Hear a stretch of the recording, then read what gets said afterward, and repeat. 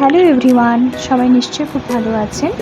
আমাদের জীবনে প্রত্যেকেরই অনেক চাপ আছে। সেই চাপ মুক্ত হতে আমি বানিয়ে ফেললাম দাওরের আবদারে চিকেন চাপ।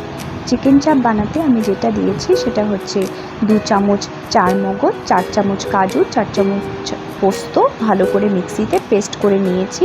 পেস্ট করে নেওয়ার পর তাতে আমি অ্যাড করেছি 2টো রসুন আর 4টে পেঁয়াজ, ছোট সাইজের 4টে পেঁয়াজ। যেহেতু আমার 1.5 কিলো মাংস ছিল সেজন্য আমি 4টে পেঁয়াজ অ্যাড করেছি।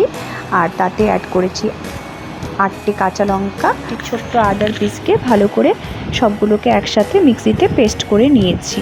ভালো করে অ্যাড করে মিক্সিতে পেস্ট করে নিয়েছি। পেস্ট করে নেওয়ার পর আমি তাতে অ্যাড করেছি টক দই 4 চামচ টক দই অ্যাড করে ভালো করে ওটাকেও পেস্ট করে নিয়েছি। তারপর পেস্টগুলোকে দিয়ে আমি চিকেনটাকে ভালো করে ম্যারিনেট করে নিয়েছি। ম্যারিনেট করার আগে আমি তাতে আরও কিছু মশলা অ্যাড করেছি।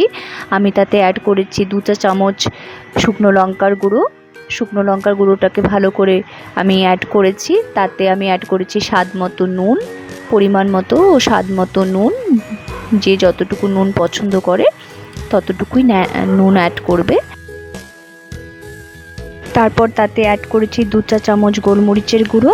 গোলমরিচের গুঁড়ো অ্যাড করার পর তাতে অ্যাড করেছি আমি 5 চামচ ফ্রেশ ক্রিম। ফ্রেশ ক্রিমগুলোকেও ভালো করে ম্যারিনেট করে নিতে হবে চিকেনের সাথে। আর তারপর অ্যাড করেছি অল্প সামান্য জয়িত্রীর গুঁড়ো। জয়িত্রীর গুঁড়ো অ্যাড করার পর অল্প সামান্য আমি গরম মশলা গুঁড়ো দিয়ে, অল্প সাদা তেল দিয়ে 2 চামচ সাদা তেল দিয়ে আমি ভালো করে ম্যারিনেট করে নিয়েছি চিকেনটাকে। আপনারা দেখতে পাচ্ছেন চিকেনটাকে খুব সুন্দর করে ম্যারিনেট করতে হবে, ভালো করে মেখে নিতে হবে। ভালো করে ম্যারিনেট করে 4 ঘন্টা ফ্রিজে রেখে দিতে হবে। ফ্রিজ থেকে বের করে 8 ঘন্টা সময় রেখে তারপর চিকেনটাকে রান্না করতে হবে। কড়াইতে আমি 2 চামচ ঘি আর 4 চামচ তেল দিয়েছি। তেল দিয়ে চিকেনের পিসগুলোকে একটু হালকা করে ব্রাউন করে হালকা করে ভেজে নিয়েছি। আর এই পাশে আমি একটু 1 কাপ দুধের মধ্যে হাফ পিঞ্চ কেশর দিয়ে রেখে দিয়েছিলাম। দেখতে পাচ্ছেন চিকেনটাকে ভালো করে আমি ভেজে নিয়েছি। একটু ব্রাউন হবে। ব্রাউন হওয়ার পর আমি গ্রেভিগুলোকে দিয়ে দিয়েছি।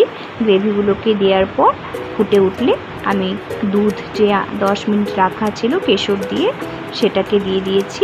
দেওয়ার পর ভালো করে ফুটে উঠবে। কালারটা আপনারা দেখতে পাচ্ছেন, খুব সুন্দর একটা কালার আসবে, খুব সুন্দর একটা টেক্সচার আসবে। আর তারপর আমি চিকেন চাপটাকে নামিয়ে খুব সুন্দর করে সার্ভ করেছি। সত্যি বলতে খুব ইয়ামি হয়েছিল, ভীষণ টেস্টি হয়েছিল। আপনারা বাড়িতে অবশ্যই ট্রাই করবেন। আশা করছি খেয়ে সবার ভালো লাগবে।